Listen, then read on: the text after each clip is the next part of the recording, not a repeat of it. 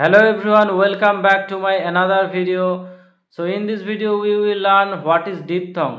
এই ভিডিওতে আমরা জানবো যে ডিপথং কি। ইংরেজিতে একাধিক স্বরবর্ণ বা ভাওয়েলের সম্মিলনে কতকগুলি বিশেষ ধ্বনি বা যৌগিক স্বরের সৃষ্টি হয়, যাকে ইংরেজিতে ডিপথং বলা হয়। যেমন এ আই মিলে উচ্চারণ হয় এই, যেমন main, grain, pain, gain, train. আইয়ের সঙ্গে যদি ই বা শব্দের শেষে যদি ই থাকে তাহলে উচ্চারণ হয় আই, যেমন লাই, kite, site, die, mine, five. ও এর সঙ্গে যদি এ থাকে উচ্চারণ হয় ও, যেমন রৌট, গৌট, গোল, মৌট।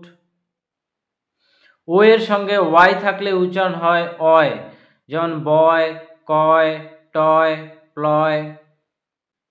ও এর সঙ্গে ইউ থাকলে উচ্চারণ হয় আউ, যেমন pound, found, ground, round, sound. আবার এখানে কিছু ব্যতিক্রম আছে, যেমন আওয়ার, ফ্লাওয়ার, কোর্ট, কাপল।